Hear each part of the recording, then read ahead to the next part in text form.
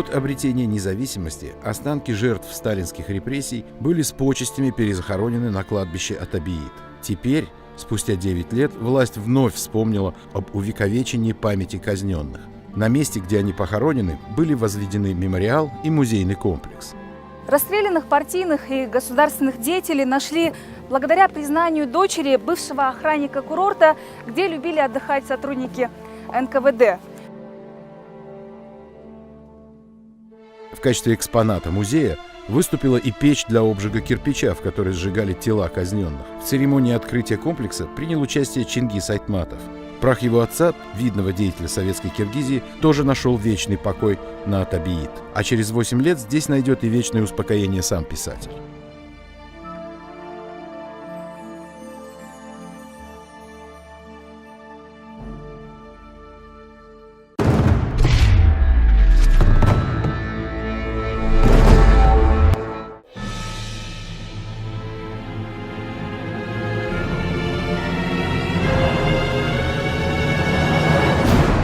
В 2000 году террористы из-за рубежа вновь проверили силовые структуры Кыргызстана на прочность. О второй Баткенской кампании написано значительно меньше, чем о первой, и окончилась она быстрее. Сказалась возросшая подготовленность силовых структур страны. Все подразделения уже выходили более организованно. Уже не было необходимости проводить опять какой-то частичной мобилизации. К началу марта 2000 года уже практически все подразделения уже завершили свое боевое слаживание. В каждом подразделении были уже средства связи, каждое подразделение уже землянки не рыли, шалаши не строили, уже все были обеспечены палаточным фондом. То есть это, конечно, небо и земля. Разбирая потом захваченные трофеи, офицеры поняли, что все это время боевики имели возможность перехватывать их радиопереговоры. Однако нельзя отрицать, что вооруженные силы и спецслужбы Кыргызстана тогда усилились качественно и выросли в числе.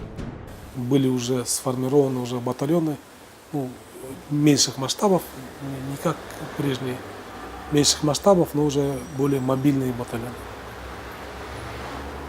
Точно сейчас сказать не могу, но более 30 подразделений дополнительно было создано. Это батальонов, дивизионов. Все эти батальоны, дивизионы были равномерно распределены по всем направлениям. Но потери все равно были. Война есть война. И к тому же тяжело всего за год подготовить большое количество спецназовцев, способных справиться с террористами, которых тренировали годами. За любую ошибку война отбирала жизни. Был день, когда мы потеряли сразу 24 бойца. Я вам скажу, очень хорошая техника у них была. Причем с расстояния 3-4 километров они приближали, и на расстоянии, как вот мы сейчас с вами находимся, в таком же видели все. То есть они очень долгое время наблюдали за нашими позициями. Вы знаете, это, скорее всего, произошло очень ранним утром, потому что где-то в районе 4, наверное, вот так, часов, 4-5 часов утра. Как раз, получается, только начинает рассветать, наиболее человек такой подвержен глубокому сну, просто перестреляли. Непосредственно блокпостом я видел под камнем, 4 человека в спальниках, отдыхающая смена была. Командира видел, непосредственно возле позиции лежал. 2 человека убегающих в направлении крепости к основным силам. Там их подстрелили, это сколько уже получается, 5, 6, 7. Вот получается 7 человек убитыми и непосредственно, и одного раненого мы нашли на самом непосредственно Курбака. Вторая группа спецназа пошла на выручку и попала в засаду. Получилось, что на одном склоне боевики сели, начали просто стрелять, 2 автоматчика отвлекали маневр, как огнем, привлекли к себе внимание, даже они прицельно не стреляли, просто из-за камня вели огонь. Наши ребята сосредоточились, как их учили, непосредственно на тропе, начали отстреливаться. А снайперы, пользуясь тем, что сзади наших позиций непосредственно открытое пространство, речка, гул реки за любой выстрел, получается, гасит. Непосредственно последний уже, наверное, увидел, что что-то неладное, когда уже смотришь, люди погибают, и причем погибают так интересно, что вроде и патроны рядом не пролетают, а люди гибнут. Он, наверное, сообразил, скорее всего, вот из-за этого он единственное спался, он прыгнул в речку, и его потоком воды унесло. Вскоре наши войска потеряли боевой вертолет. По счастью, здесь все члены экипажа остались живы. Начали обстреливать, он пытался быстро летать, там же с этой стороны щели, с этой стороны. Роза ветров, это для летчиков очень страшно, тем более в горах порывы ветра непредсказуемые. И получилось так, что он винтами ударился об скалу и упал. Однако серьезные потери были и у террористов. Получив быстрый и жесткий отпор на всех направлениях, они предпочли быстро покинуть территорию Кыргызстана. Через год в Нью-Йорке во Всемирном торговом центре случится взрыв, что приведет к началу операции сил НАТО в Афганистане. Террористические группировки, которые базировались в Афганистане, надолго забудут про Кыргызстан. Но была и другая причина, почему нападения на наши границы прекратились. Это был героизм кыргызстанских военнослужащих, которым они компенсировали слабое руководство и отсутствие снаряжения. Экстремисты быстро поняли, что Кыргызстан не будет легкой добычей.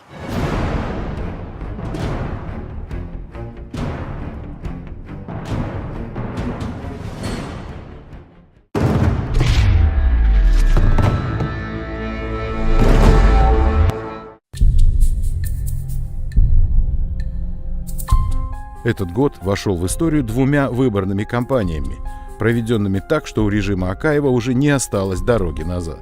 20 февраля стартовал первый тур выборов в Джигарку-Кинеш. На этот раз они шли не только по одномандатным округам, но и по партийным спискам. Опасаясь коммунистов, Акаев благословил создание нового избирательного блока – Союза демократических сил. В него вошли партия «Адилет», основанная Айтматовым, партия «Единство Кыргызстана», партия экономического возрождения Кыргызстана, бизнесмена Валерия Хона и социал-демократы. Акаеву просто идея, может быть, стоит попробовать и партийный и парламент, и законодательное собрание должно было образовать из 60 депутатов, и он в результате референдума 1998 года дал квоту 15 мест партийным. И когда в 2000 году состоялись парламентские выборы, на эти 15 мест боролись различные партии. И, безусловно, тогда, благодаря авторитету Абсамата Масалевича, коммунисты были достаточно сильны и имели свой электорат. И тогда Акаев согласился, чтобы мы создали Союз демократических сил. Помните этот знаменитый снимок, где Чингис Туракулович, Борис Иванович Челаев и я, мы представляли этот союз, везде были у нас такие плакаты, но мы, к сожалению, тогда мы мало мест заняли, коммунисты были впереди.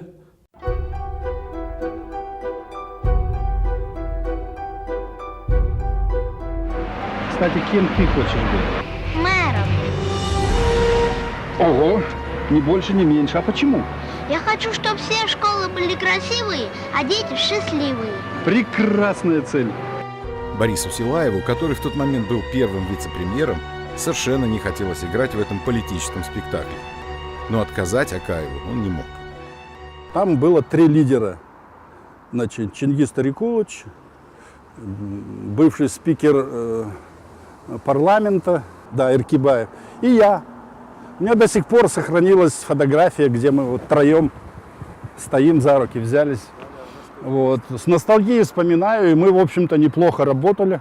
Я тогда заявлял, что если партия будет, то я останусь в правительстве. Я не хотел быть депутатом, вот. Я хотел заниматься конкретным делом в правительстве. Так и произошло. В общем-то, мы после коммунистов заняли 2-е место. Вот.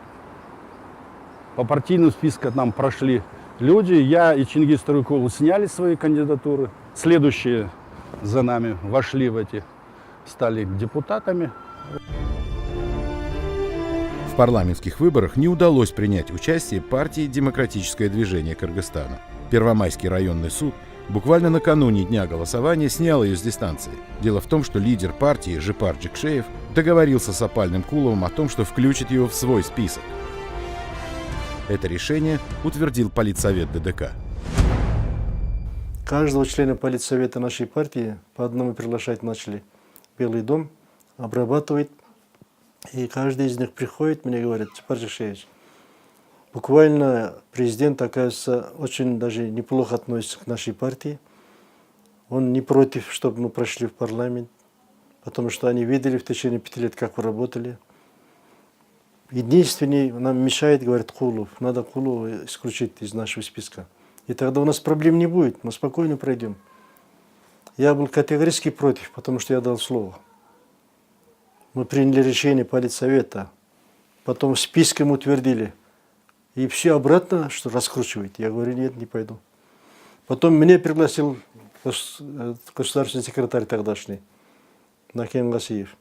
Он мне буквально сказал, что лично президент попросил, чтобы я, если действительно хочу попасть в новый парламент, да, единственная просьба президента — просто Кулова убрать с нашего списка. Все. Больше нет проблем. Даже мы будем оказывать содействие, чтобы вы прошли. Я опять отказался. Я сказал: я обратно не буду брать свое слово, да, я раз решили, приняли, мы пойдем до конца. Что бы нам это ни стоило. Касиев сегодня говорит, что об этих беседах не помнит. Но очевидно, что ему, высокопрофессиональному медику и порядочному человеку, такие методы политики претили. И в своей должности госсекретаря он надолго не задержался. С первых дней, значит, я понял, что это не по душе, потому что там приходится, с утра получаешь одно задание, и после обеда они могут в противоположную сторону меняться. Потом, откровенно говоря, значит, я вижу, что первая леди вмешивается на все кадровые вопросы. Значит, часто взрываются мины, и 7-й этаж – это точка как раз грязной технологии, где производят свои дела. Поэтому я по итогам года, как раз год поработал, я зашел к президенту, я его попросил убедительно, чтобы он меня отправил на хозяйственную работу. Феликс Кулов выдвинулся по одномандатному округу в Карабуринском районе, где когда-то работал в милиции. Он победил в первом туре, но во втором якобы проиграл. Сам он объясняет этот феномен масштабными фальсификациями. Это же подтверждает и Накен Касиев. Официально он же проиграл, но я знаю, что там элементы, конечно, определенные элементы потасовки, я думаю, наверное, было допущено. Это сказать сегодня нет, это будет грешно. Такой результат вызвал массовые протесты рядовых избирателей, которые митинговали не только в Таласе, но и в Бишкеке. На самом деле они тогда показали именно вот стойкость. Один даже зашивал себе рот, молодой человек, да. Да. И тогда я удивился, тогда вышли, там были вот и, значит, турки по национальности, и курды, и кыргызы. Ну, я говорю, просто все были возмущены, потому что голоса у них украли, понимаете, наглым образом. Казалось бы, выборы прошли, депутаты получили свои мандаты, значки. Можно расслабиться. Ничуть не бывало.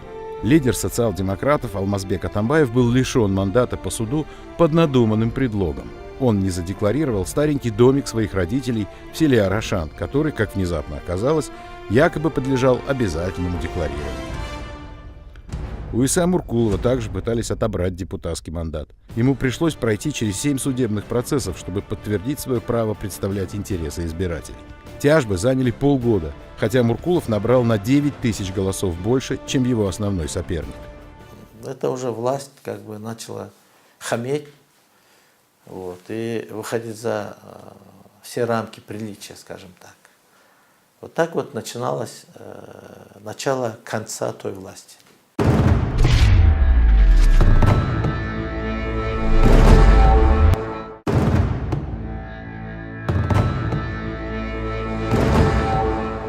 В стране нарастает волна политических репрессий. С выборов снимают Данияра Усенова, но этим дело не заканчивается. Вскоре он будет арестован и осужден за драку 4-летней давности. Топчубек Тургуналиев внезапно получает новый срок – 16 лет лишения свободы якобы за подготовку террористического акта против Акаева. Правда, его скоро амнистируют под давлением СМИ и Запада. И как раз-таки приезд журналиста тоже сыграл ключевую роль потом в решении судьбы Топчубека Тургуналиева и других наших политиков тоже.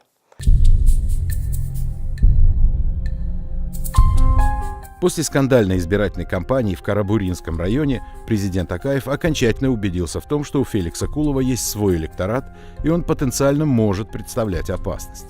Последовала команда найти на генерала любой компромат и арестовать, что и было выполнено его бывшими коллегами. Я решил лечь в больницу, а там как дневной такой стационар, да, я мог выезжать там, лечение принимать. И я выехал на одну встречу, потом мне сообщают, что туда пришли, где я лежал, кардиологи, окружили, ждут меня, там, значит, и вам надо скрываться. Я говорю, а что мне скрываться? Арестуют? Арестуют. Я заезжаю в больницу, там сказали, что, значит, вот санкция на ваш арест, вы должны быть арестованы. Я говорю, нет проблем, но вы меня официально выпишите. Кулова обвиняют в хищении той самой шпионской техники, которая была закуплена для Министерства нацбезопасности на спонсорские средства. Однако, к разочарованию Акаева, суд Кулова оправдал. Впоследствии судье, вынесшему решение, пришлось уйти в адвокатуру. В судебной системе для него места больше не было.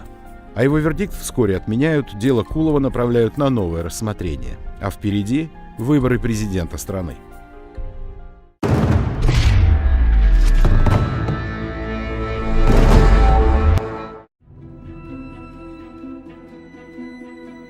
В октябре Оскар Акаев воспользовался правом, которое ему, вопреки здравому смыслу и Конституции, предоставил Конституционный суд. Он баллотируется на 3-й срок.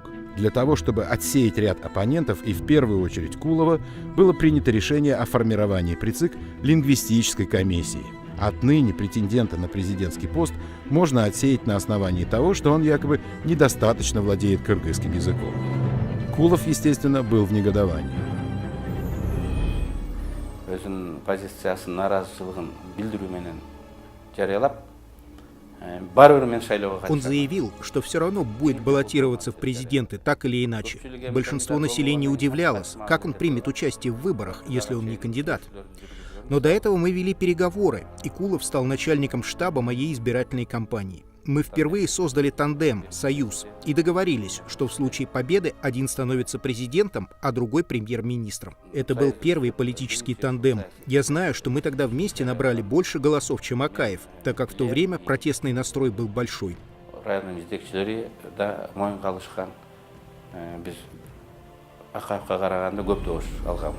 Впрочем, на тех выборах в полной мере оправдалось выражение «не важно, как проголосуют, важно, как посчитают».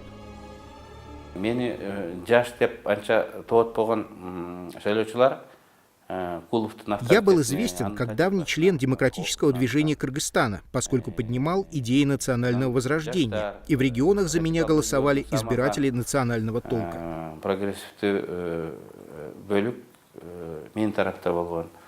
Мы твердо знали, что мы взяли большинство голосов, но результаты выборов были сфальсифицированы. И несмотря на это, мы получили около 14%.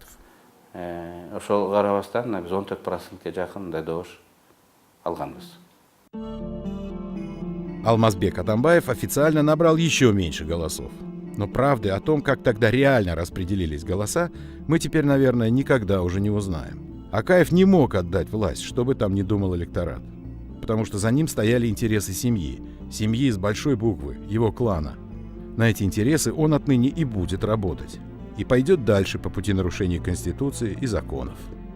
Мен Оскар Акаев Кыргыз Республикасынын президенттик кызматына киришип жатып, Кыргыз Республикасынын бардык граждандарынын укуктары менен эркиндиктерин урматтоого жана камсыз кылууга бүтүндөй эл ишенип мага жүктөгөн Кыргыз Республикасынын президентинин бийик милдетин талыкпастан ар намыстуулук менен аткарууга өз элимдин ыйык ата журтум ала тоонун алдында ант берем.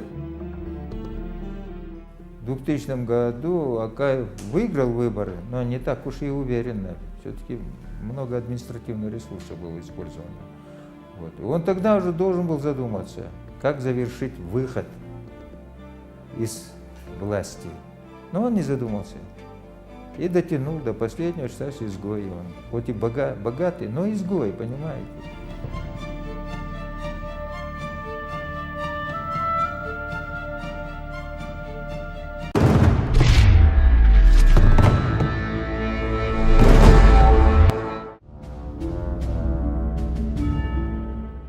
Согласно указу Аскара Акаева, город Ош, который отныне в официальных документах будут называть южной столицей, широко празднует свой 3000-летний юбилей. Ученые независимого Кыргызстана выяснили, что он древнее, чем Бухара и Самарканд. Этот юбилей активизировал археологические раскопки в регионе.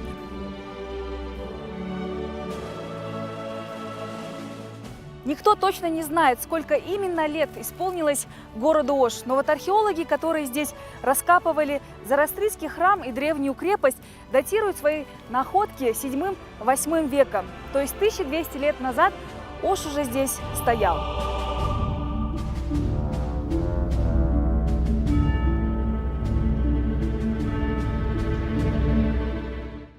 В любом случае, на развитие региона этот юбилей, а особенно подготовка к нему, оказали большое положительное влияние, в том числе на городскую инфраструктуру.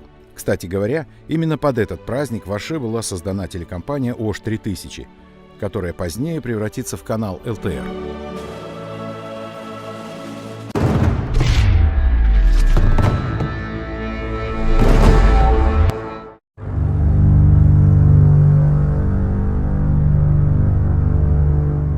Конец года ознаменовался очередной сменой правительства. Амангельды Муралиев, неплохо справлявшийся со своими обязанностями, вызывал у Акаева растущие опасения. Отнюдь не тем, что завалит работу. Скорее, Аскар Акаевич боялся эффективно работающих управленцев. Ему все мерещилось, что каждый из них претендует на его место. Муралиев публично заявил, что в президенты не пойдет. Хотя признает, что такие предложения ему от друзей поступали. Но даже и это не спасло его от отставки. Акаев совершил, наверное, самую катастрофическую кадровую ошибку в своей жизни. Он вынес на так называемое мягкое рейтинговое голосование 2 кандидатуры, предварительно поработав с депутатами для получения выгодного ему решения. Муралиев понял, что все предрешено. Мне поступала информация из разных источников того же окружения, что вот Бакиев там уже договорился, что он будет премьер-министром. Мне говорили, что вот он уже профинансировал эту часть, вот, что уже вот-вот, не надо вам идти, пишите заявление на отставку. Думал, что же делать? Неужели Акаев так поступит после таких более-менее успешных выборов, и экономику мы наладили? Неужели это все не зачтется, что ли? Вот. Ну и думаю, ладно, пусть народ увидит этот цирк, фактически. Я пошел на выборы, и вот на этот мягкий рейтинг, ну там все было заготовлено, никто ничего. За меня вступились 11 человек. По результатам этого мягкого рейтинга в кресле премьера в декабре 2000 года оказался Курманбек Бакиев, выходец из Жалалабадской области.